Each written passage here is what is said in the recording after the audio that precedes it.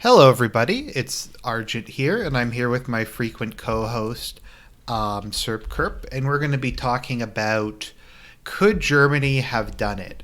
Could Germany have won World War II, or were they kind of just doomed to fail from the start? Probably the biggest of like alternate history timeline things. How I can't really think of a bigger one. If any of you could you, Serp? Think of one that the only like one my that really competes is Confederate victory, and then a distant third is active Cold War. But a Mhm. lot of times when active Cold War was written, like Red Storm Rising, it was actually like future tense. Right. So those are kind of the three that are competitors, but far and above Axis victory is the most popular form of alternate history. Mm-hmm. So I guess maybe to start off with, do you have like a straight yes or no? Could well, I guess I actually made a video where I answered this. okay. I mean, aside from the using the weapon of mass destruction. Uh, no, I can't give you a yes or no. Okay, so we'll just talk about it. Does it make a difference between Germany winning or the Axis winning in general? The Axis winning in general.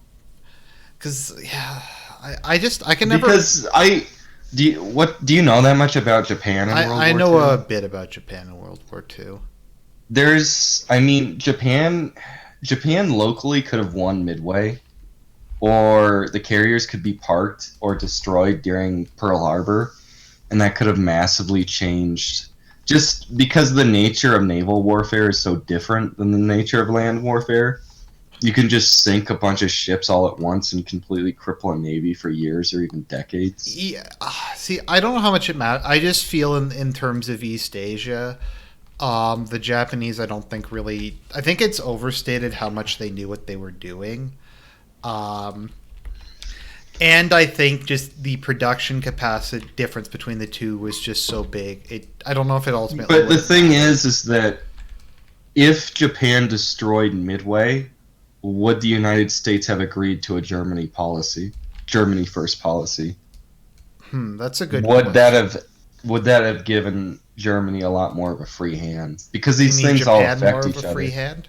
No, Germany more of a free hand against the Soviet Union because the UK and the Soviet Union would have much less American help if America was much more gravely threatened by Japan.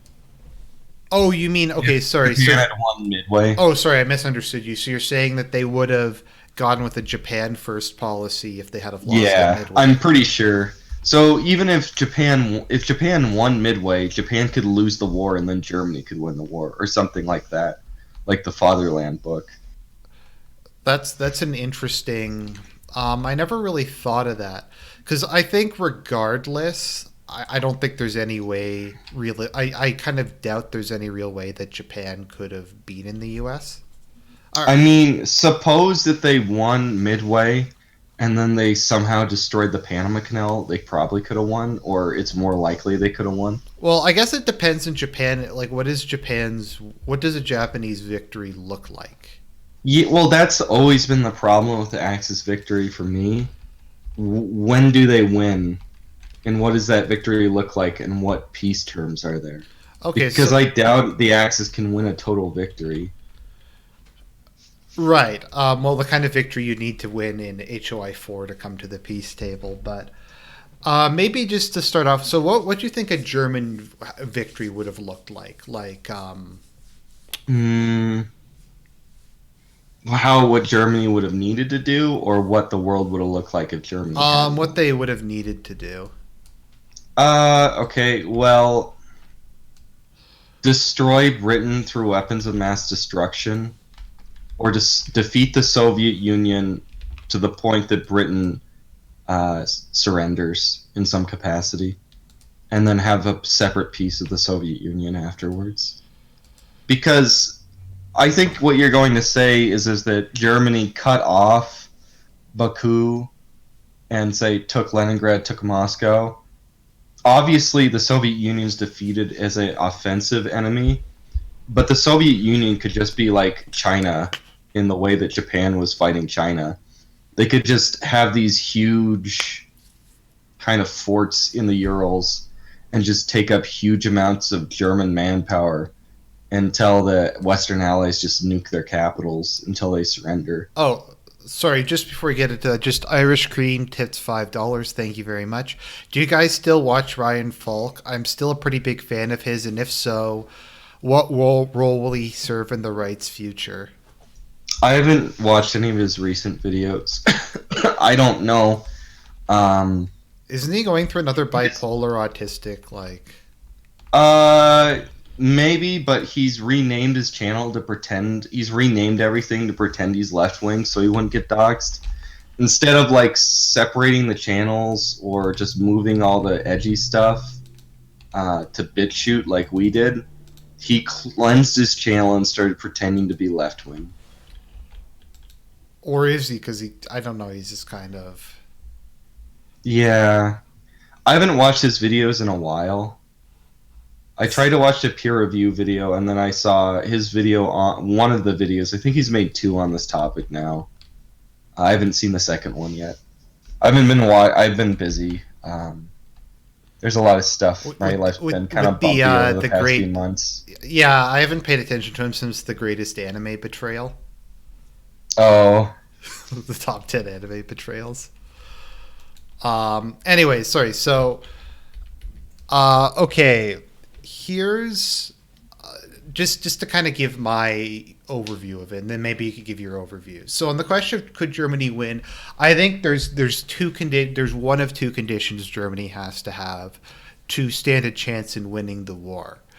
Whatever definition you want to use, either they come to a negotiate, they somehow resolve the war on the West with the United Kingdom one way or another, or they decisively beat the Soviet Union and manage to take over the Urals, to take over the Caucasus oil fields. Because I feel like regardless of anything else, if they weren't able to secure a steady supply of oil, they were just going to lose the war eventually.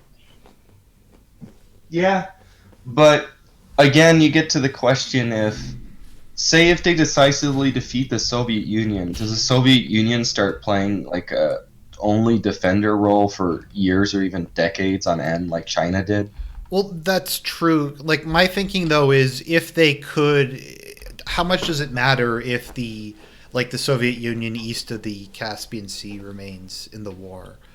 Um, like to my mind, because we were talking about this the other day, where you were saying America was committed to if they had to use millions of troops to defeat Nazi Germany, they would.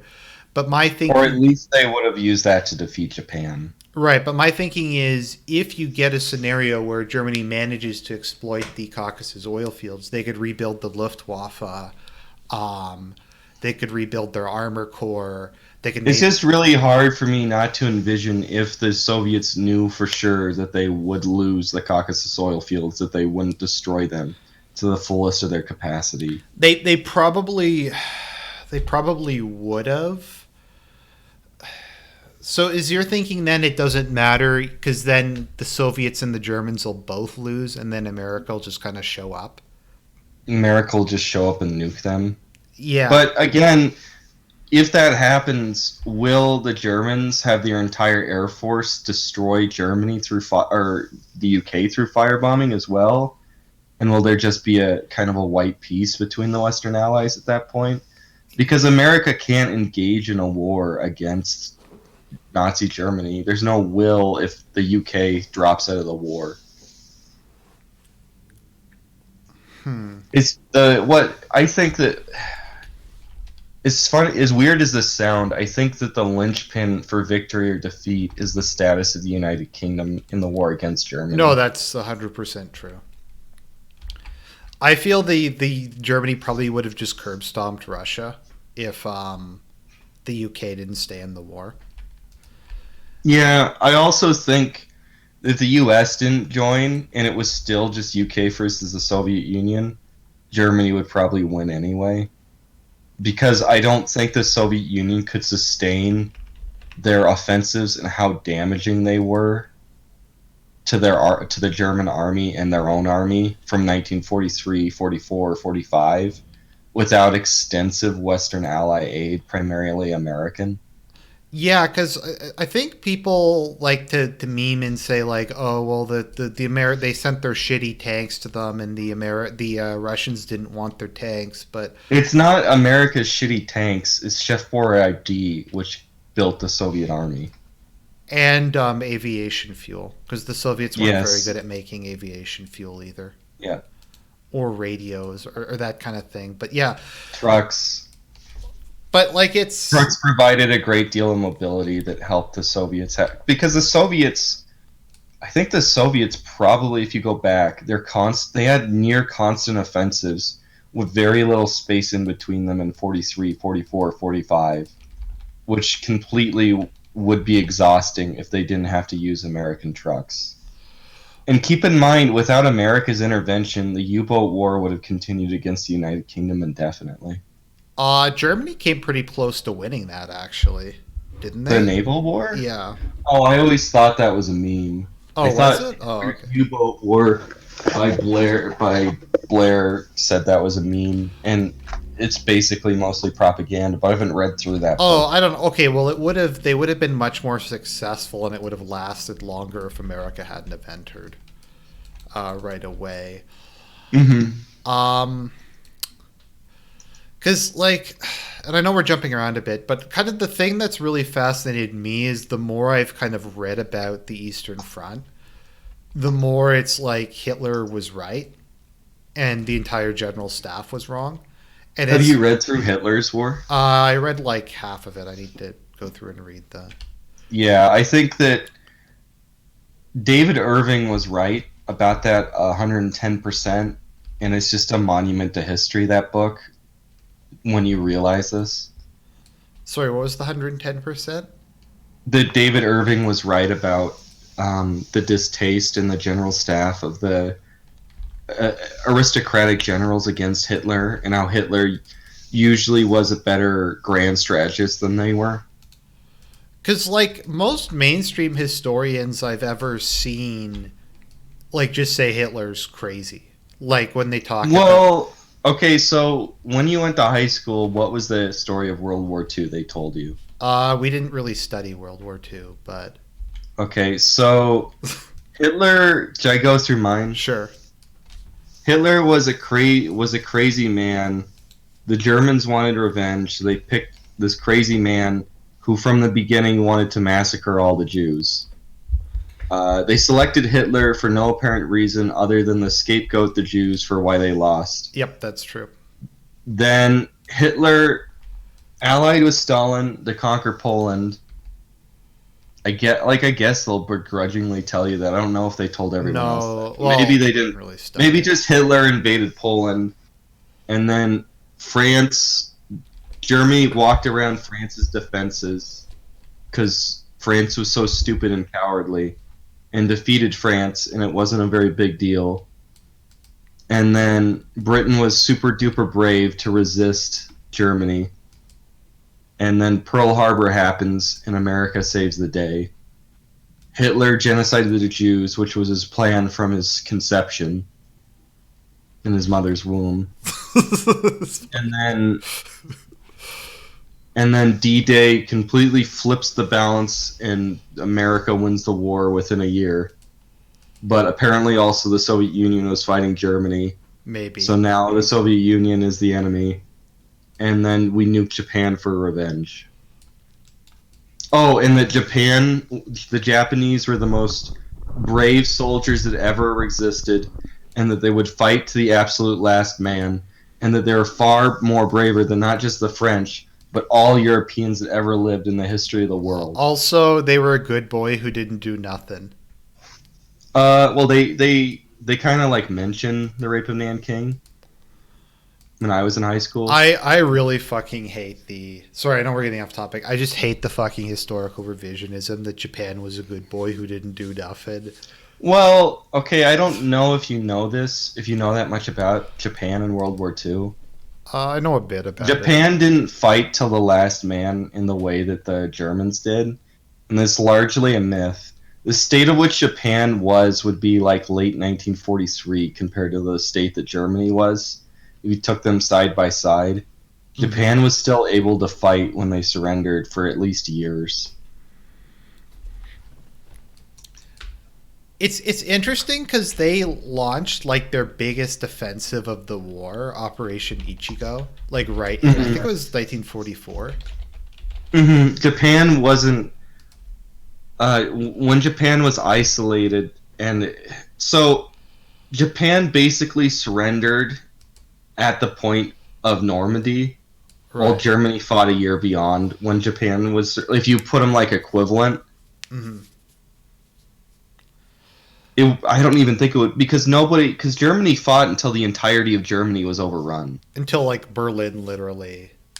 Yes, and Japan didn't. Japan lost like a few islands of their homeland and surrendered.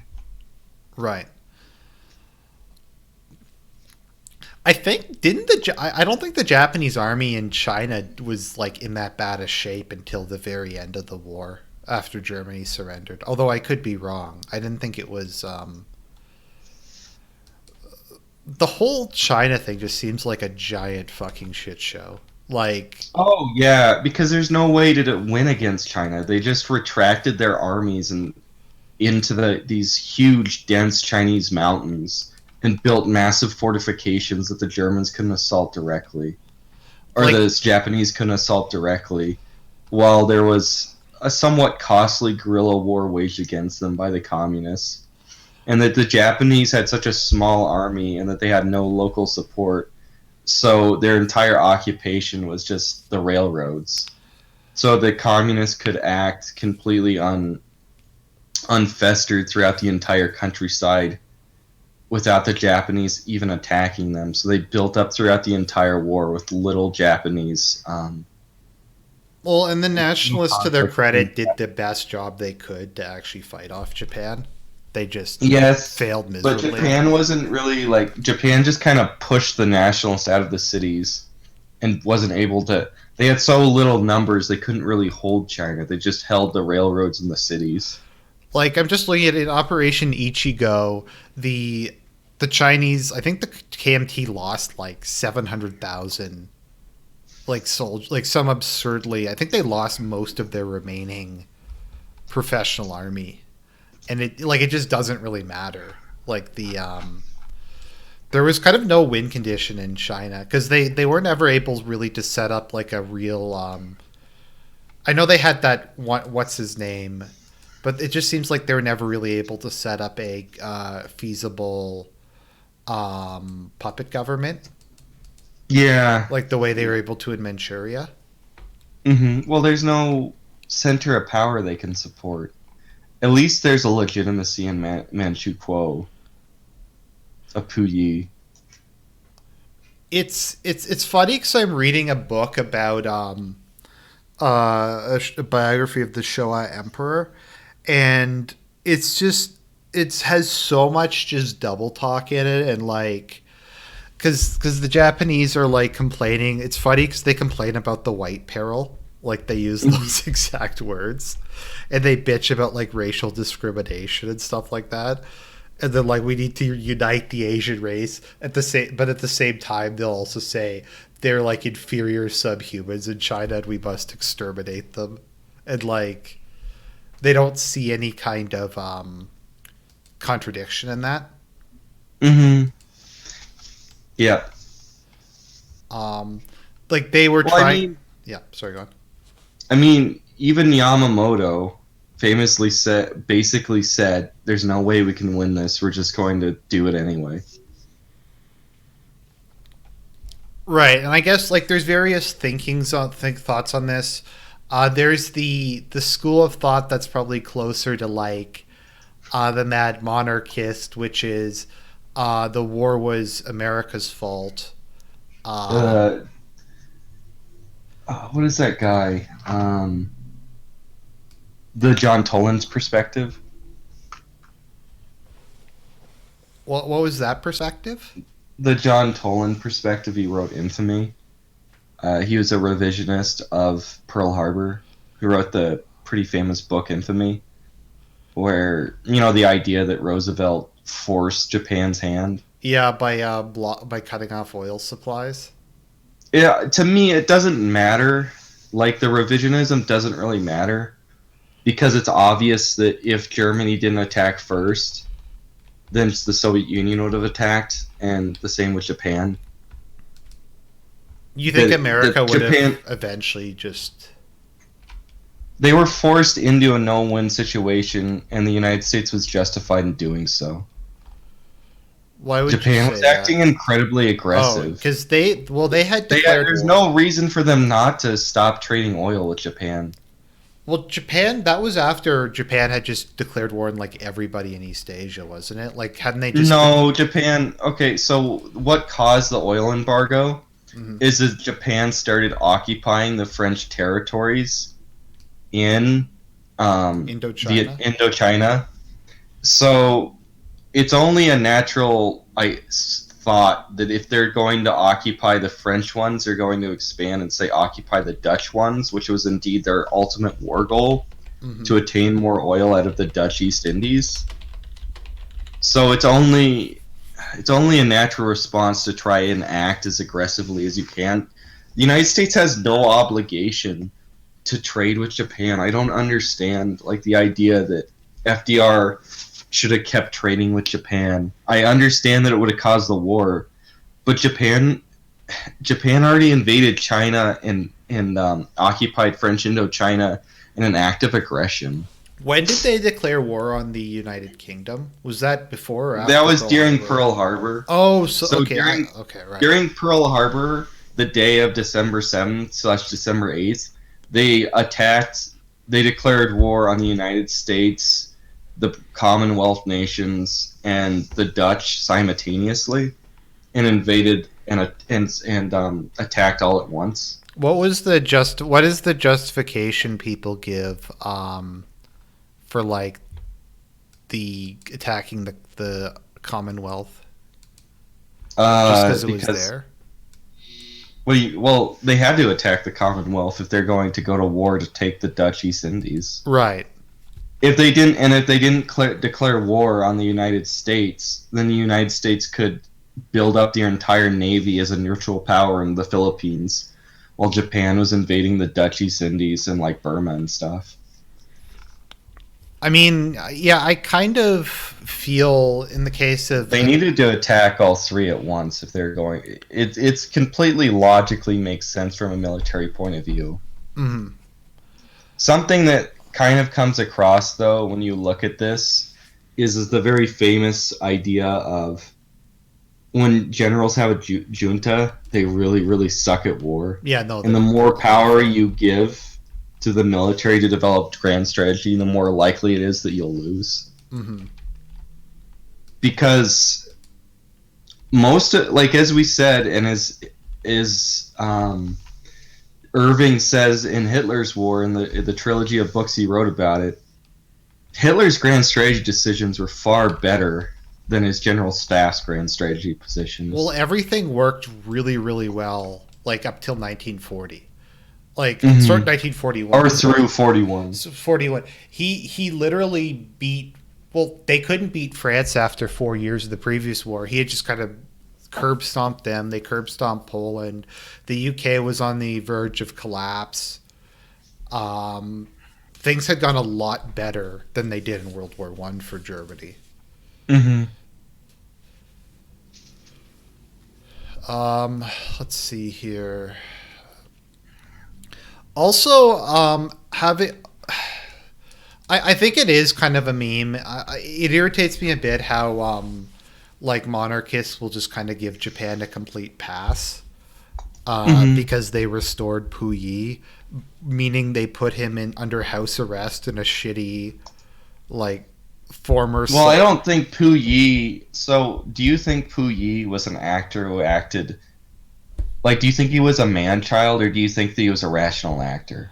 I think he was I think he was a man-child who smoked heroin all day. I'm biased towards kind of believing his biography. I know it was written by the Communist Party, but everything about it seems to jive with how the Japanese how everything played out. So I tend to think parts of it I are mean, the guy's exaggerated. wife cheated on him with like a limo driver or something. So I'm The pretty. Empress of Manchuria cheated on the emperor. I think he was a invalid. Yeah, he was like, yeah, he was really fucked up. Um, Well, I think most of the history of this is like really far afield. Most of the history of the Chinese emperors was that they were invalids, and that they were a purely ceremonial role, and the day-to-day leadership was done by the eunuchs. right. And Empress Dowlingers and eunuchs together usually. hmm But yeah, I don't. I think he was just a man child. I think he was like kind of. I don't know, like severely developmentally disabled. So I kind of feel it's like it's just it's the most transparent of like cynical. Um, I don't know how to describe it. It's just very very cynical on Japan's part. Oh Um, yeah, to basically just capture this guy and use him for propaganda to give themselves some kind of legitimacy for their occupation and yeah, exploitation of Manchuria. and it irritates me when people buy into it, largely just because they don't like the Republic of China. To be fair, though, I think Toland's argument or the Mad Monarchist's argument towards the invasion of China itself holds some water. That it was in part triggered by the Communist Party. Well, yes, and that Japan had no effective control over its military, and the Yes, civilian that's government had definitely true. no, yeah, the civilian government had no effective control of its military, and if the local military wanted to start a war against China, Japan just had to follow the local military. Yeah, the Japanese military was completely um, beyond the control of the civilian military. I think someone who is did actually have a lot of. I think the Showa Emperor probably had a lot more power than is generally thought. So you agree with the revisionist or the American view during the war? That Yes, I think I because okay, good. oh, why do you think that or No, I don't. I haven't read enough about it. It's um just like it's very likely basically is that the clean Wehrmacht is the same thing as the clean Showa Emperor. They're the same shit. yeah, It's just something after the war that historians helped in the West to reinforce their allies of um their former enemy allies against the Soviet Union, no, so Western also the America, Japanese are Japan. just very dishonest when it comes to any aspect of their own history. Like I know all people's arm will say, "Oh, the Allies are the real racists. The Americans, I don't know, made up lies about the British." But when it comes down to it, like I think it's revisionism because they like there's this idea in the West at least that you had the Meiji Restoration and then Emperor Meiji just went back to being a ceremonial monarch Hmm. and the monarch just didn't do anything and that's not really This self-serving myth of the Japanese tell themselves. yeah, and they just like it's kind of interesting. I'm gonna have to do a review of it when I'm finished it. But yeah, in the biography of the Showa Emperor, like it's really funny, like the revisionist history that was going on at the time, because like they taught the Showa Emperor that the emperor has always been the ruler of Japan. He's always had direct political power. Things like he's always been the driving force of the country. But we needed the Meiji Restoration because he wasn't the driving force of the country. Hmm. So and they didn't notice any kind of like contradiction within that. Continuity errors. It's very much I don't know. Our mutual friend said it's because they don't have logos. So Hmm. like things logical inconsistencies don't really matter. Affect them. Um, but yeah, it's there's that aspect to it. It's also interesting the schizophrenic view Japan has had during this period on its own path. Because like it went through periods of saying the samurai were like embarrassing barbarians, then to saying no, they were noble warriors, to no, it like they just went back and forth like on an almost yearly basis for a while. Hmm. And now we just have Japan was a good boy who didn't do nothing. While Japan committed numerous war crimes, I don't think there's anyone who actually I don't think there actually is Unit 731 deniers, is there? There's people who deny. If you They look, deny, or they say. I mean, they sacked Nanking, right? It's just a matter of how many people they killed when they sacked it, or how special the sack was. like the modern historiography I see is that like to completely ignore that Japan had invaded China. Now I think Oh, I don't know how much of that is China itself because they don't want to acknowledge that the country was under the leadership of the KMT at the time.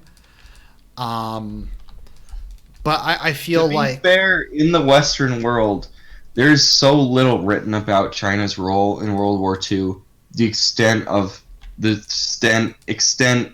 and truthfulness of China's own claims of Soviet or not Soviet Chinese of Japanese war crimes, and then the Civil War afterwards. There's almost no popular historiography that people can read about it. I don't think that there's a single narrative history or anything like that about the Chinese Civil War or the Chinese front during World War II. I could be wrong, but I've looked on Amazon at least. when I read Mao the Untold Story, his historiography was that the communists really didn't do anything. They just did like Well, they didn't, but the thing was is that they're able to build up throughout the war. mhm. Because, like I said, they just controlled dots and lines, the Japanese, and that they didn't molest the Chinese, who were developing a guerrilla army to fight the nationalists. Why the Chinese or the Japanese just attacked the nationalists the whole time? Is that basically what it said? Yeah, it said. Well, he said that the Mao just kind of did token attacks, like token Hmm. guerrilla attacks, and then like just played it up in propaganda that he was the Yes. defender of China. That's what Fairbanks says, and I haven't read Mao the Untold Story. I have it though, but I read The Great Chinese Revolution by John King Fairbank, and that's what it said. Now, a lot of people have heavily criticized that book, but a lot of it's kind of like you know how like the empress like she has gone through like first historians were like yes she was the worst leader of a great power in the 19th century, and now like the anti-racist feminist brigade is like oh no she was awesome, she was modernizing China. It's just racist sexist westerners who don't understand her like big brainedness. So I kind of feel like with yeah, you have a similar thing going on there with Mao.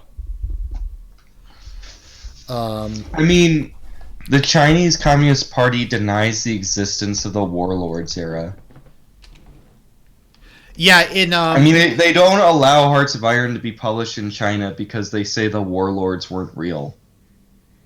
I think they acknowledged their historiography was that China was united under the KMT at the time, Hmm. but yeah, they won't show China as divided. Um,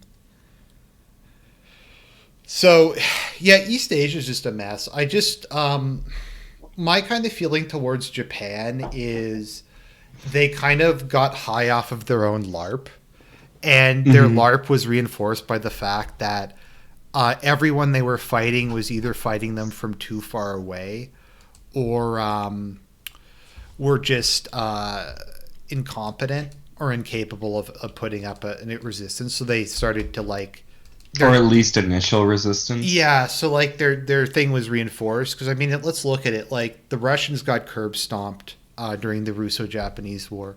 largely because there's no way for them to fight a war in like Far East Asia. They curb stomped all the German colonies during World War One. Which, I mean, then they occupied Manchuria with almost no casualties whatsoever, which is like I think several times bigger than Japan. Mm-hmm.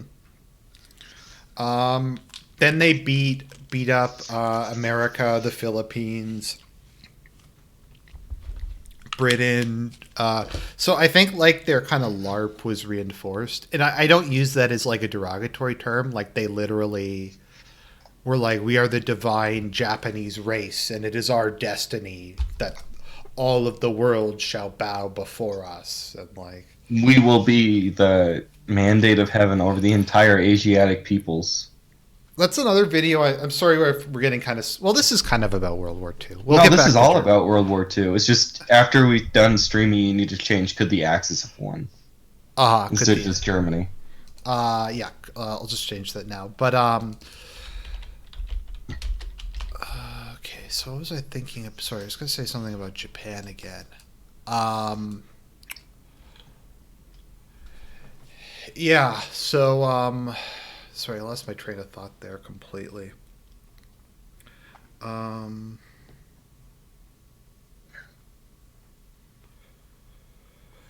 were you saying? I lost my... If you lost your train of thought, do you want to go back to Germany again? Sure, let's go back to Germany. Oh, no, sorry, I got it. Okay. The funny thing is, the idea of the emperor's divinity was kind of a product of the Meiji era. Mm-hmm. Like the idea, like the god emperor of Japan. Wasn't Buddhism overwhelmingly I mean, Shintoism is basically a collection of superstitions about ghosts and like rituals and family worship, right? Family worship rituals and superstitions about ghosts. One of the things it's not even a full religion. Well, there was something called sect Shinto, which was the more religious aspect, and sect Shinto was basically banned and dismantled, as was Buddhism during the Meiji period and the Showa period. So Japan basically destroyed most of the actual native religious aspects and just merged everything into emperor worship.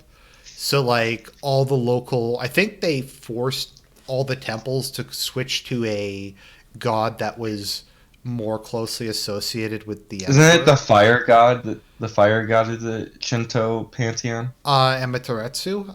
Yeah. Yeah, but like her role became vastly increased, and state worship and emperor. Because I mean, the emperor's always kind of been the spiritual head of Japan, but the degree to which, and I think that's part of the reason today why Japan's such a secular country, because religion in Japan became almost completely political for a generation. Well, here's something else. If you destroy your traditional religions, it's no wonder why Japan has the most new religious movements in the world of any country. Yeah, like during the Showa period, you had to be... I think during the Meiji period, too, you had to be registered with the state Shinto temple. Well, the creation of religious movements goes back into the Meiji period. It's not just something post-World War II. Wasn't a type of Pure Land Buddhism the dominant religion until the Meiji Restoration? It was... So the Ikko-Ikki, or the kind of the main Pure Land school, kind of during the Warring States period in the immediate beginning and aftermath, they had kind of controlled large swaths of Japan. And they had a massive following among the peasantry. And kind of one of the things that brought an end to the Warring States period was Hideyoshi and Ieyasu and Nobunaga just waged like a campaign of extermination against Pure Land Buddhism and more or less wiped it out. And what remained of Buddhism was once again just kind of converted into direct oversight by the state, which is kind of what led to the extermination of Christianity. Was fears that was happening again, but that's kind of a... Right. So Japan has this history of being intimidated by peasant religiousness. Yeah, I think that's a fair way to put it. We aren't really sure for if Christianity was appealing more to the The upper educated or class. the peasants? Yeah, because Japan's had a lot of Christian prime ministers for some reason. Well, in China, the Christians are overwhelmingly highly educated, Hmm. as they are throughout East Asian Christian converts. Right. So most of the reformists that created the Republic of China and then on were almost always devout Christians, usually Protestant. Yeah. Okay, so I guess back to Germany. So at what point do you think Germany lost the war on the? So sorry. So just so kind of the kind of the I guess the revision of the revisionism is that the original goal was the Caucasus, and Hitler's generals kept steering it towards Moscow, and that ultimately cost like just a lot of time, and it was very close. Like if you look at the map, they were very very close to cutting off Baku from the rest of Russia. Mm-hmm. Well, weren't you under the interpretation your whole life until very recently that Stalingrad was purely symbolic? Yeah. So that's something they teach you in high school. He wanted to take the city because it had Stalin's name, not because it would have cut off the Volga's transportation of oil to the Soviet armies above it. Yeah, and like there's some people who say, "Oh, well, they had Ural oil," and I everything I've seen is pretty consistently about 85% of oil came from like Baku.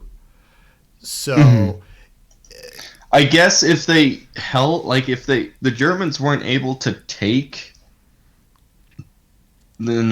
get past the North Caucasus Mountains, or at least for a certain period of time, they could have built oil tankers to send oil around in the Caspian Sea, but it would have still been greatly truncated their ability to yeah, that oil would have been their a shit armies. show. I don't know if they have enough like capacity. It would be like there's a lot of reasons why that would be difficult. Mm-hmm. It would have caused a massive disruption. I think the other thing, like, because people are once again on the whole like Hitler, madman Hitler, when Hitler didn't want to withdraw from any of the territory they overran. People are like, oh, it's because he's stubborn and he's stupid. But then you think about it again, you're like, well, but they occupied pretty much the entire food producing region of Russia. Oh, sorry, I missed that Mm-hmm. super chat. Let me just scroll back up. My bad.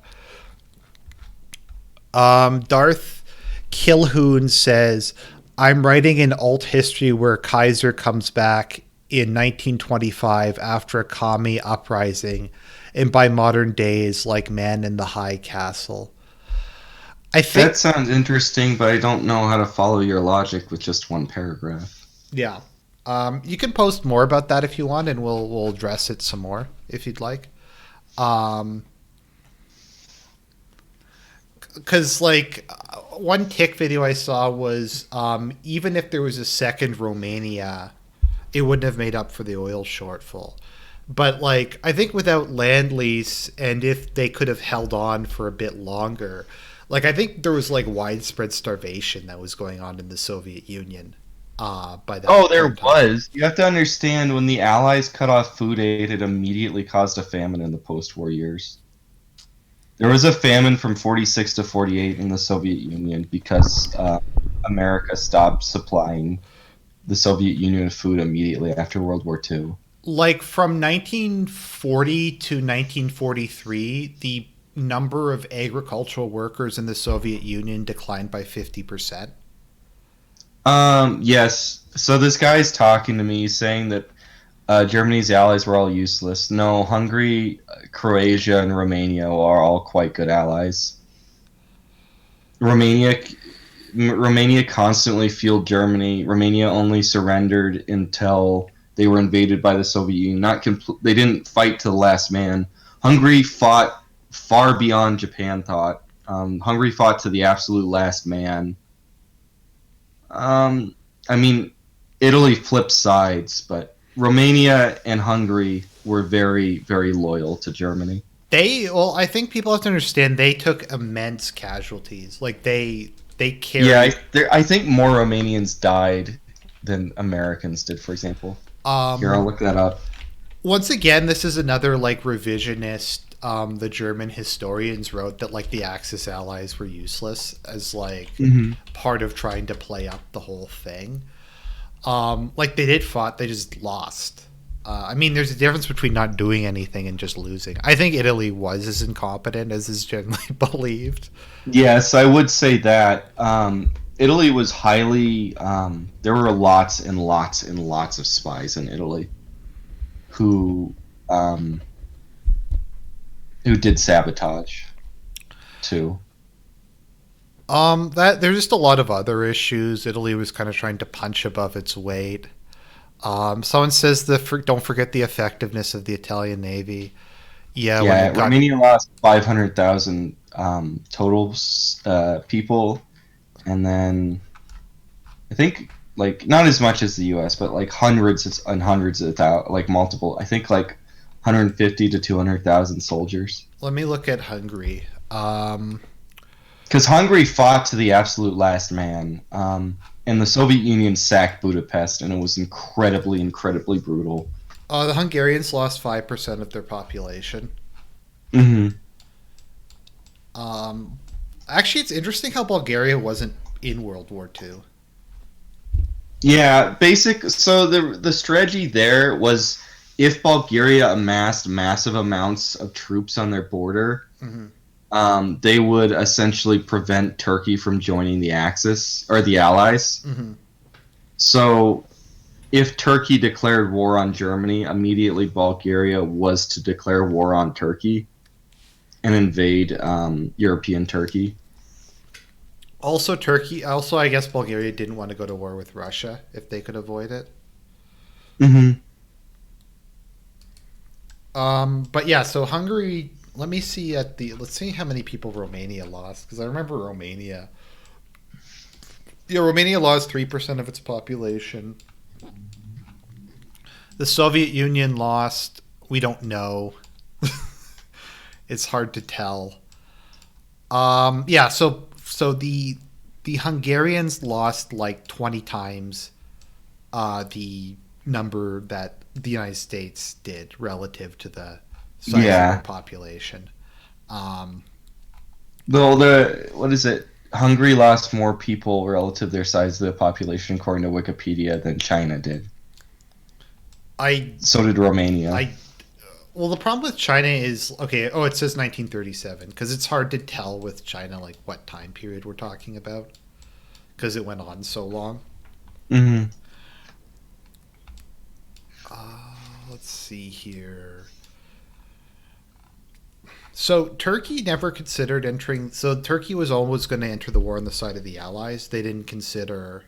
Yeah, they're always more inclined to fight on the side of the Allies. Mm-hmm. Let's see here. Croatia was useless. They inflamed the territories they held. Yeah, that's kind of true. I shouldn't say that, Argent. Turkey was deeply inclined to be neutral, Mm-hmm. and the Allies tried to force them to become allies constantly. And Germany always thought that it was far more likely that Turkey would flip and join, and eventually they did by in a symbolic way in deep in 1945, long past Germany was doomed. So yeah, okay. So fuck you, Tuist says Croatia was useless. They pissed off everybody in the area and made the Serbs go into open rebellion, and the Germans had to keep going, sending troops in to quell it. Um, I think that actually is what happened, or at least some of it. It's kind of interesting that I'm tired now, but the eventually the Yugoslavian or Serbian monarchists joined the Croatian Ustasa at the end of the war to fight against the Yugoslavian communists. That is really odd. Um, Because sides flipped all the time in Croatia. The Croatians and the Italians, and because the Italians would like support their own. It's just weird if you get into the war in Bosnia, Croatia, and Serbia, the mhm. guerrilla war. It's just like the various guerrilla sides flip sides and fought another and like joined the Axis and then joined the Allies and all kinds of shit. Now, was Spain considering joining, or were they just kind of content to sit it out? They wanted to be neutral the entire war. I mean, they couldn't Some really. people will say that Germany should have forced them, but Spain would have been less helpful than Romania was. It just would have made a bigger front. The only thing, and I don't think they could have taken Gibraltar, because they've tried that in the past and it didn't work. So that's what people always say. If they would have, either Germany would have taken Spain and then forced Gibraltar, or Spain would have joined Germany and then forced Gibraltar. That ignores the history of Gibraltar being largely impenetrable from land invasion. So they did send the Blue Division Tectonic Warrior. I know about that. Weren't they like I think they were the best performing single division of the war. Well, they were super veteran volunteers from the Spanish Civil War. They were like highly skilled. That was another Franco was a very shrewd operator, because my understanding is part of that was to get rid of the most radical phalangists. Well, Franco was a complete genius, politically speaking. As a politician and how he managed Spain was completely genius in every way. I almost want to do I need to do some more reading, but I'd almost like to do a stream about that, just because you had some very interesting stuff one time I was talking to you about Franco's Spain being the most socialistic country in history. Oh, yeah. Yeah. They had lots and lots and lots of cooperatives. But yeah, sometime we might want to do it, just because it's a very interesting perspective. Let me see. Portugal was neutral, right? Yeah, Portugal was neutral. Yeah. I think true neutral. I don't remember. I haven't read that much about Portugal in the war. I like all the random ass countries, I think Brazil, who just declared war at the last minute. No, Brazil fought through. Oh, Brazil did? They declared war in 42. They sent a division and they fought in Italy. Oh, okay. Maybe I'm thinking of someone else, because I remember there was. And in World War I, Brazil sent a lot of I think it sent its navy into the Mediterranean. And that they sent observers on the Western Front and stuff. Let me see when people joined, because I remember there were some who just joined randomly, at the end of the war. Okay, let's see here. Okay, Ecuador, Paraguay, Uruguay, Venezuela, Argentina, Chile. Well, so when most of the Western Hemisphere symbolic declarations of war was after Pearl Harbor, just so they could continue trading with the United States. Yeah, that happened with a bunch of countries like Haiti and El Salvador. Something I always find kind of a meme was the war of. I just want to say something. What is the best meme if you ever play Hearts of Iron? What? Allying with Argentina and making them join the Axis before the war, and then defeating the Soviet Union and the United Kingdom, and then sending all your troops by navy through the Atlantic to Argentina, and then conquering the United States by invading up from Argentina. Yep. One of my favorite moments was I called it the Aryan Republic of Texas.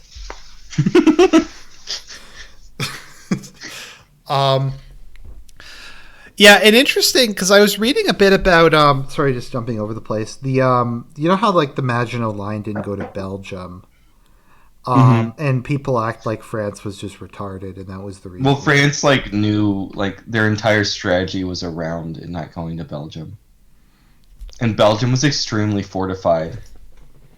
I think also it was politically impossible to be guaranteeing Belgium's independence, but then building a massive wall and being Well, Belgium thought that if it joined as an active ally to, I don't know, the Entente, if you want to call it that, and then we call it the Allies, that would deliberately provoke Germany and it would lose a trading partner. So they didn't join in the Maginot Line. Let's see here. Let me see here. Long live the Aryan Republic of Texas. Let's see here. Yeah, I wonder if I don't know. Italy is just kind of. Oh, no. What was I thinking? I was saying there was like some meme I was gonna bring up. Oh, I don't recall. But yeah, Germany. Like once again, it's just like the narrative is basically like that Hitler was insane, but he's Well, that's always the narrative. They're high, like David Irving. I mean, the two things that he says in Hitler's War that caused so much controversy is that Himmler did the Holocaust largely in secret, and Hitler didn't support the Holocaust, of least of Germans. Mm-hmm. And I'm not going to personally state any of this because we're going to get kicked off YouTube. And then if we do, number two is that Hitler was highly competent, because it supports. It's just very funny how the current media wants to paint all its enemies as highly incompetent, when Hitler was obviously extremely competent. I mean, if he was retarded, how did he dupe literally everybody in Europe? Well, how many times did he dupe them? Yeah, he achieved like pretty much all of Germany's geopolitical objectives without Without a shot being fired. Yeah. Sometimes without having a standing army, like occupying the Ruhr. Like if you look at how much territory he got, so was it that he got greedy, or did he just think he could win, or was it that he felt that unless Germany had my personal opinion is that he clearly thought. Well, this comes from A.J.P. Taylor's The Origins of the Second World War. Mm-hmm. Because of how many times the Allies had folded before, he thought that he could just go to war with Poland and World War II wouldn't happen. And originally he wanted a localized war of the Soviet Union and Germany against Poland. And that it was to great surprise to him that the war became World War II. Okay, here we go. Darth Kilhoun has made some more posts. Okay, so in 1925, Hindenburg is assassinated, which sparks communist uprisings, but are crushed by the Freikorps and German army, who then perform a coup and return Kaiser Wilhelm. I don't think that they would put I don't know. I feel like he was disgraced. Let's see here. I mean, it's fun LARP, but...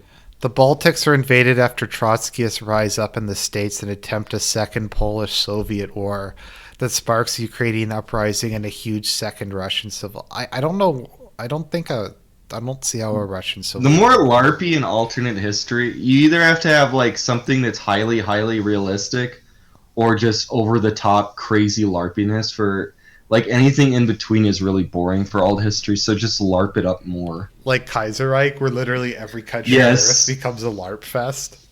Mm-hmm. Yeah, I don't know. I can't see Germany being able to get just reading some more of this. Can I actually, like, if anybody's listening from the Kaiserreich team, I think that you should merchandise more, and you should do what not Total War, Warhammer 40K does, and have like all these books written inside the Kaiserreich universe. I'd buy them. Yeah, I think that should be where you take the direction of your franchise. Because I think it's big enough now that it could be like a franchise or something. Because they've done. Because I mean, it's bigger than the vanilla version of Hearts of Iron. Yeah, like it's more popular, and it's a lot funner to play because anything can happen. Mm-hmm. Almost most of the countries are relevant, and you can play and win as them. Like I really enjoy. There's a Kaiserreich page on Facebook, and they always take like modern events and like give them their spin. Like they did like a post on AOC, which was pretty funny. Do you want? How many alternate histories of Axis Victory have you consumed? The I haven't. I trying to think. I don't know if I've actually like read one. I've read through Man in the High Castle. I've seen the Fatherland TV movie. Hmm. So Man in the High Castle is just a complete LARP fest, and it's a Philip K. Dick book. So there's no action whatsoever. But it's also a Philip K. Dick book, so it's a complete acid trip, and it's amazing. I my issue is like I never watched the TV show, and I don't really want to. of all the alternate history things is Germany just loses like spontaneously to correct the time. Oh, that happens in Fatherland. So in Fatherland, the Holocaust is a cover-up, and then some detectives discover that the Holocaust happened, and they publish it. So then the German state dissolves, and then the world knows peace. Yeah, I just think it's lame because like they have, I forget there's a couple ones I've read that are uh like they start out as being alternate history like where Charles Lindbergh becomes like president and like takes Oh, approach what of is that called? uh It's the that's by Great that like Derangement or gay something. Jewish guy or something. I forget, but then Germany The just wins Plot Against anyways. America. Yeah, the plot against America, and then Germany just loses anyways, and it doesn't matter. Hmm. And that's kind of my issue with a lot of them. Like, doesn't that happen in The Man in the High Castle? No, the Man in the High Castle. It ends. So the book ends where there's imminent nuclear war between Japan and Germany, Oh, okay. and like the whole world's fucked. In the Like Germany's like an like an unstoppable like scientific force, and then Japan's like really nostalgic and like there's still America booze, so they're taking all these like American war trophies home. It's about this guy that makes American war trophies of fake antiques to sell to Japanese people, hmm and it ends with uh who sorry, it ends with Bormann dying and Goebbels succeeds him, and Goebbels is planning to start an intimate nuclear war with Japan. And like Germany's like I think Germany started colonizing Mars and stuff in the 60s. You know, I never got. Why is Canada independent? And I don't. It's not explained. There's no explanation. I think It's he just just like forgot one about sentence. it. No, it's like one sentence in the book. It's like Bob Hope can get away with anything he wants as a comedian in Canada, or he can get away with a lot more. Yeah, the main alternate history I've read is. Have you read the Southern Victory timeline at all? No, I've never read it. I've just read summaries online. I've read it up to World War II. Um, Okay. Is it? I. It seems just really cucky and just really bad history. Or at um, least the Civil War parts aren't, and then World War II is like it's just Germany flipped on its head, and the blacks are the Jews or something. yeah, like the World War One, I thought was pretty good. Hmm. The interwar period wasn't bad. World War Two though just seemed, although it was kind of interesting. He did a pretty good job, kind of doing parallels in a way that made sense. But It's just I don't think it fits. I don't. I've thought of making my own like Civil War alternate history, Mhm. and I think that there would have been a great migration, and there would have been a lot less blacks in the South than there even is today. Right, the other kind Had of the Confederacy won. I don't know. The other interesting alternate, just by the same author, was the World War series. I never read those. I guess they're technically alternate fiction, but it's not an Axis victory. Yeah, but Did you read them or just look into them? I read I think the first like two or three of them. Do they just get how does he write as far as characters go? Is it just kind of generic and boring, and it's all about the alternate history? Oh, there's a lot of random sex scenes. I don't want to read it then. He inserts One thing I will give him credit for is the point of view characters are often like actual historical people. Like Hmm. Teddy Roosevelt is a main character in How Few Remain. And kind of one of Hmm. my issues with a lot of alternate history is everybody's just like original characters. And then like Hmm. the people who show up um just the people like they just show up like very briefly like Schlieffen's a point of view character, Custer's a point of view character. Um, Jake Featherston's kind of random as like their Hitler analog. World War was interesting though. Um, Molotov yelling about how the like reptilian empire will soon have a workers' revolution was pretty funny. Great. he's he's like the force your capitalist empire will soon fall.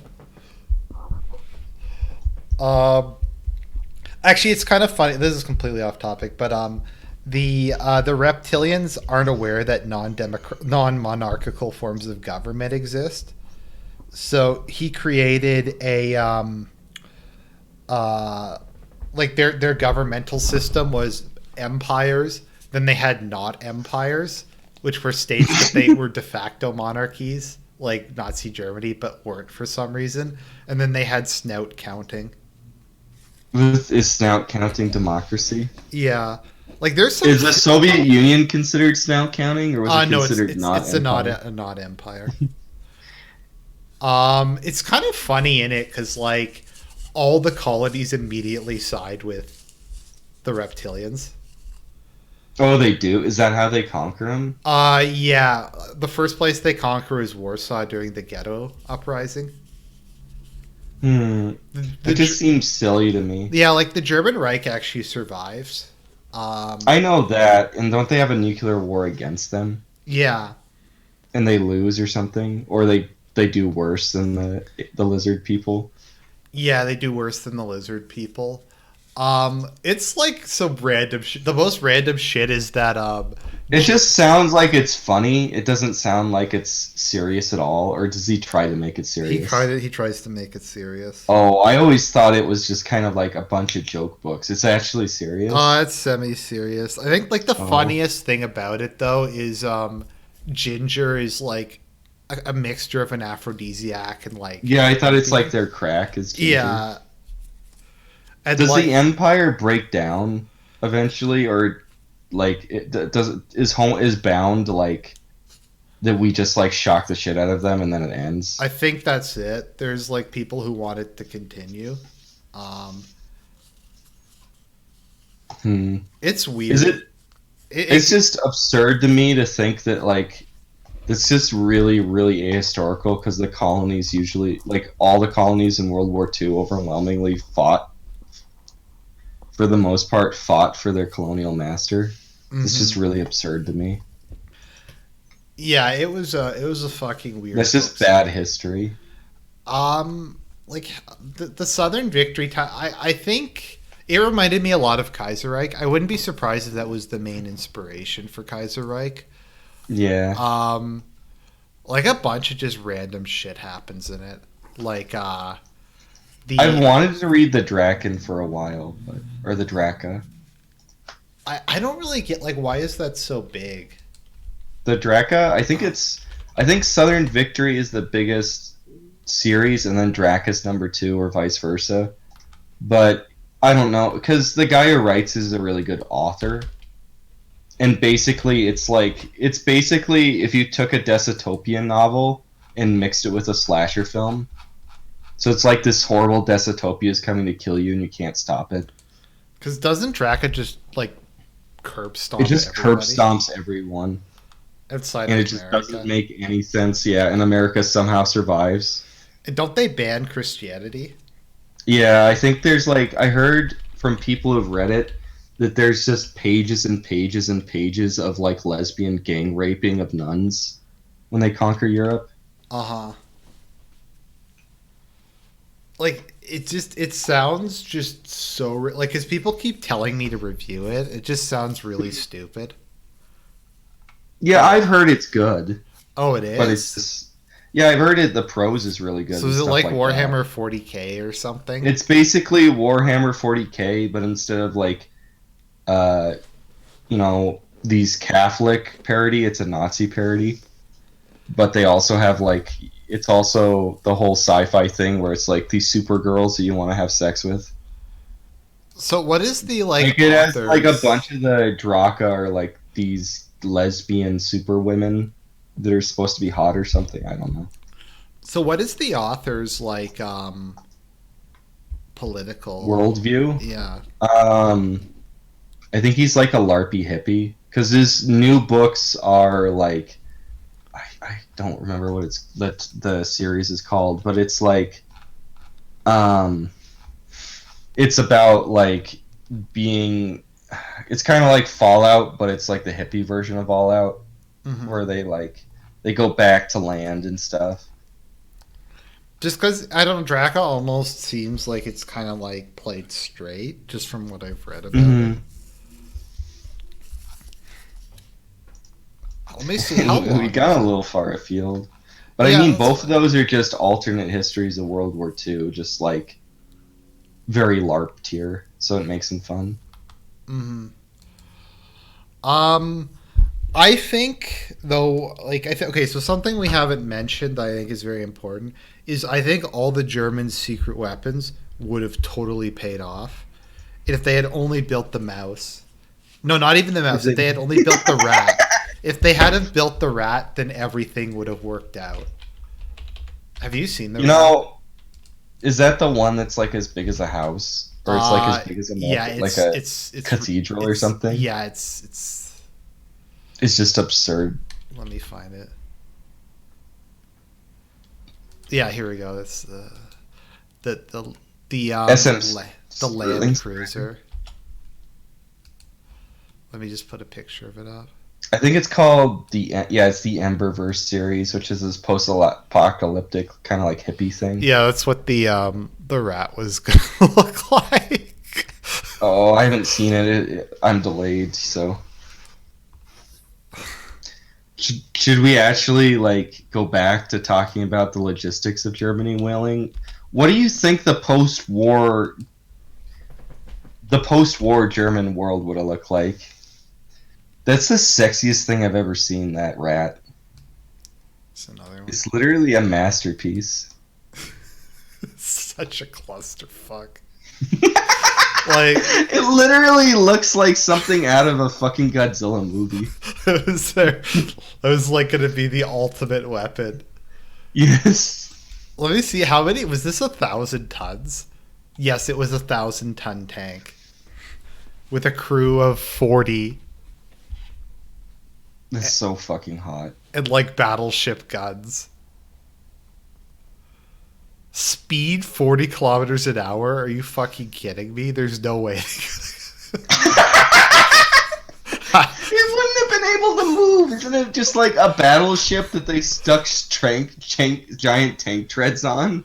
I mean, the mouse was kind of a bad idea to begin with, but then they just like Who even like is this real? Like, did some guy actually get paid to like draw up designs for it, or is it I just a think so. meme? I think it was approved. I think what happened with a lot of these things is Hitler approved them, and then Spear just quietly like didn't do anything with it. Yeah.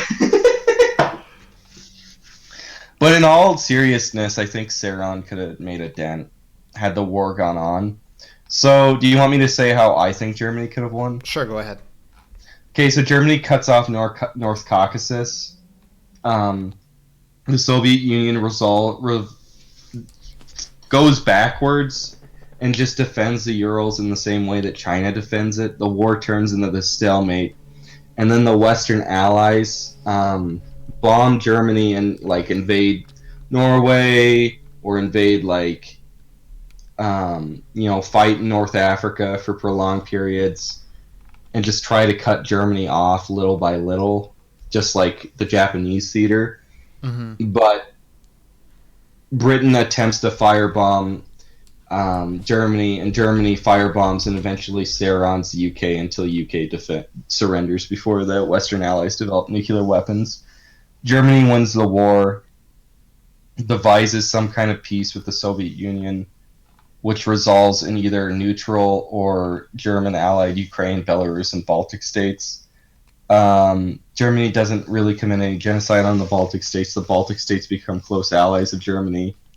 Germany doesn't, in fact, genocide all the Poles, but a much smaller version of Poland or surrounding the general government exists. I don't know if Hungary and Romania would have eventually gone to war. I assume that Germany would have prevented it eventually. Eventually, Serbia is reformed as a puppet government, and What happens Italy with the gains a lot Caucasus? more. What do you mean? Do you think the Caucasus would become independent states? I mean, I don't think Germany can end the war without reliable access to oil. Let's say that somehow the Soviet Union doesn't. Somehow Germany takes control of the oil in Azerbaijan and it's not completely destroyed by some miraculous miracle. Then. No, I mean like as part of a peace treaty. I can't see them signing a peace treaty that doesn't. Well, they can still trade with other countries for oil. Right, that's true. I mean, there's no reason. If the UK surrenders, don't you think that there'd be massive colonial riots against the UK? Probably. And then Germany could trade for oil with those colonies. In fact, exploit most of Africa in the same way just China is today. Well, I mean, all they really need to do is to be able to trade with Venezuela or Mexico. And Venezuela and Mexico traded with them pretty extensively before the war. Yeah. Someone I think asked. that was the main way they got their oil, in fact. Someone asked, did Finland do anything in World War II?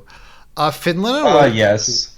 II, yeah, is a bit. It's a bit of a meme because like the Allies were technically at war with Finland, but they like didn't really want to be because They they just were kind of looked the other way. because they were very sympathetic towards like Finland. So they were just kind of like, yeah, we're at war with, we're totally at war. We got your back, Russia. We got your back against those damn Finns. Well, eventually, what happened is that Finland just declared war on Germany and signed a peace treaty like immediately when the Soviet Union just started like Soviet Union like steps like 1 foot into Finland and then they're like, we surrender. We're allies with you now, Western allies.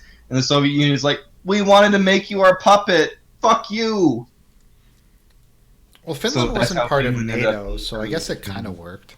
Well, there's the Finlandization, which Yeah. is like, yeah, you know what that is, right? Mm-hmm. Okay.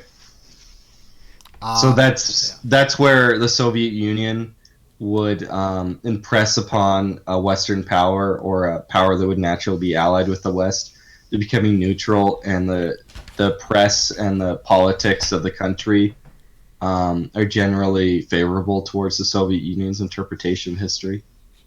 So there'd be like stamps that would commemorate Lenin and stuff in Finland. Mm-hmm.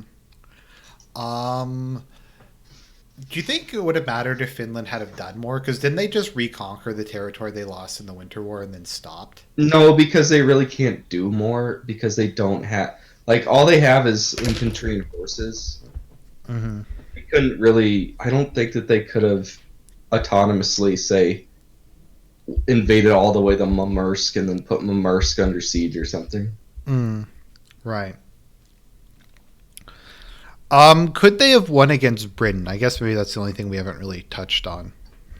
Well, that's what I was saying in my alternate history. I mean, without sarin gas, like if they just had have been smarter with how they. I don't think. I think so. Here's the thing. I think of the major allies, Britain was the most fragile to heavy casualties. Right. I don't think Britain could have persisted if they're taking hundreds of thousands of casualties. I mean, the United Kingdom, I think the United States had, I think, 2 times as much casualties as France and Britain combined, and that was military alone.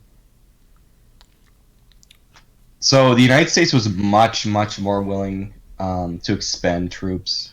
I mean, but without sarin gas, does Germany have a way of forcing the UK to the negotiation? I guess if they developed fire bombings, which were as comparable as like what happened to Hamburg and Dresden. I'm not sure if the UK was running low on oil. That would be an interesting. I thought that they were. Oh, they were? Okay, so Yeah, if So if the United States never joined, then I'm pretty sure Britain would have dropped out eventually. Hmm. Like, I'm sorry, and I don't want to be the guy that's like, America, fuck yeah, but I think that left-wing academia in the Western world has written America's part to play in winning World War II out. I think it's an actually anti-American bias. Like how Land I Lease think, didn't do anything for the Soviet Union. yes, yes. I think that Land Lease and the victory, the American contribution to the Battle of the Atlantic, was highly important to defeating Germany. Well, yeah, because I mean, there's as I said, there's two ways Germany can If win. America wasn't in and Germany still lost the Battle of Stalingrad, it would have been a stalemate because the Soviet Union couldn't maintain a constant offensive against Germany It might have without the even massive like supplies. I It don't know. might have even not mattered. No, I mean it might have. They might have still like if they couldn't launch a massive offensive, Germany would keep holding the Ukraine, and the food situation would just get worse and worse. Yes. Because there couldn't have been a Battle of Kursk and there couldn't have been the advance afterwards without the United States.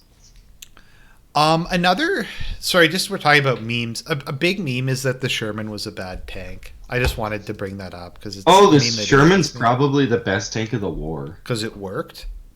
No, because it worked in both the Pacific, North Africa, Eastern Europe, Western No, Europe. no, It I was mean it like incredibly it cheap. actually worked. Like the German tanks Yes. didn't work.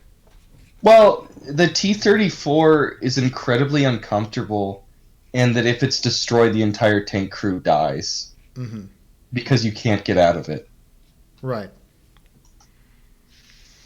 I mean, like the Sherman, like the other thing I think people don't The understand. Sherman was very easily modified, so the United Kingdom and the United States and the Soviet Union, to a much lesser extent, heavily modified the Sherman to do multiple tasks that it wasn't built for, such as mine clearing and flamethrower use. My understanding is the Soviets actually liked the Shermans they got. I think it's a I meme. haven't read that much on it. I just was listening to a historian once, and he said they liked them because they like worked. Yeah, I also well, they're very comfortable compared. The T-34 is a horrible thing to be in. It's very cramped and you can't escape it. Mm-hmm. Um. Yeah. So the T-30. The other thing people don't get is that the Americans used anti-tank guns against other tanks. Shermans aren't designed to kill other. I mean, they can, but they're designed. Well, they weren't originally designed. Well, it didn't really matter because what effectively happened is that the United States and Britain developed rocket-based fighter bombers Mm-hmm. that did most of the anti-tank roles from Normandy on. Mm-hmm. And the other thing is that it doesn't matter if a Tiger can beat multiple Shermans if the tire doesn't have oil and there's only one Tiger and 50 Shermans. And it breaks down like Mm-hmm. constantly. Like, the reliability of a tank is much, much, much more important than its ability in combat. Because combat is really rare. What a tank is mostly doing is holding ground and forcing infantry to retreat. It's not engaging in anti-tank battles is like a very secondary role that's pretty rare. Well, infantry support is like because and the Sherman had like 250 cals and like a rapid. I thought it fire. had more than that. I think like turreted guns. Let me see here. Well, I mean, the Sherman was used into the 70s by Israel. Yeah, in combat, and it was still able to defeat like T-55s and even like T-64s, I think. Mm-hmm. But yeah, it's. Do you think D-Day mattered? I guess maybe that's the. If you didn't have anything else, that's kind of what we can end. Do I think I think at that point the Soviet Union would have won. Do you think D-Day was more about preventing a continental Soviet Union?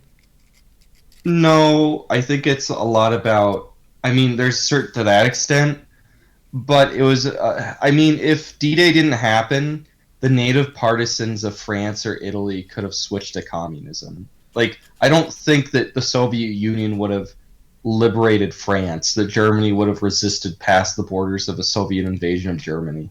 I think there would have been a mass uprising that would have been tilted towards communism in France, in the Low Countries, in Italy, especially Italy and Well, that France. basically like almost happened. It was very, very close, like a hair that Italy became would like. It was basically Pius XII in the U.S. occupation that prevented Italy from becoming a communist Well, country even by a after hair. that, the entire like Cold War period, Italy almost continually like almost became a Yeah, the communist, communists into the 70s were highly popular in Italy. mainly because of Central Italy. It's interesting because the French communists actually won an election after World War II, but Hmm. they had disavowed the Soviet Union. Oh, I thought that the Italian communists were very pro-Soviet, No, no, no. This though the Italians were like full on like Stalinism, but very tanky, and then the French were like cuck communists. yeah, um, but yeah. So I think that's probably what happened with D-Day. I guess the question is always whether or not the Western Allies should have tried to push further east. Yeah, I don't think it would have effectively mattered. Hmm What Just if they like could have maybe gotten to well, it's at check. their benefit. It's at their benefit the more people that the Soviet Union lost. No, I mean, but Like, if they could have taken the Czech Republic maybe and made it into a well, Western. they did. Oh, they Like did. the Czech Republic was a neutral country, and then there was a coup d'état that took it over Right. in '49. Austria was weird. Yeah, I don't know. It's really long to go into how Austria became neutral instead of Soviet because or Intervention you from the Virgin Mary. I don't know, Do you know but about the Rosary Crusade? in Austria, Yeah. no, Oh, after I World never War heard II, about the that. entire country, from my understanding, all just prayed the Rosary like constantly, and there was like huge like processions that Russia would leave. I know that the communist Poland actually intensified Polish piety. Really, Like the Poles became more religious during the Cold War than they were before it. the government was very anti-clerical, though, wasn't it? Oh yeah. Well, what they're trying to do is that they're trying to rapidly urbanize Poland Hmm because they thought that the people would become less religious. But even if they didn't attend church, it backfired I because they're trying to force all these Poles into like these the Soviet style concrete apartment blocks, and they resisted it. I, And I I mean, Poland flipped back and forth between being a very liberal communist country multiple times and being hardline. I think though the most anti-religious were Romania and Albania. Yeah, I like at the end, like Albania banned Orthodox and Muslim beards. I think eventually Ceausescu supported like Romanian neo-paganism and stuff in the 80s. But from everything I've heard, they were like the most brutal anti-clericalist. Um, Yeah, I don't know about who's the most brutal anti. I think that I don't. I mean, Ceausescu has enemies in the Soviet Union and in the West, so. And I haven't read that much about Ceausescu. I've just heard, Base to Chescu. podcasts. Yeah, yeah. Ceausescu held the Jews hostage and sold them back to Israel for money. Yeah, Romania was. I remember the Did book. you hear that when Ceausescu went to United Kingdom for a state visit, he stole the carpet and the drapes and the furniture from the hotel? That's amazing. The book I read about one of the books I read about North Korea referred to him as being the only convert to Judaism.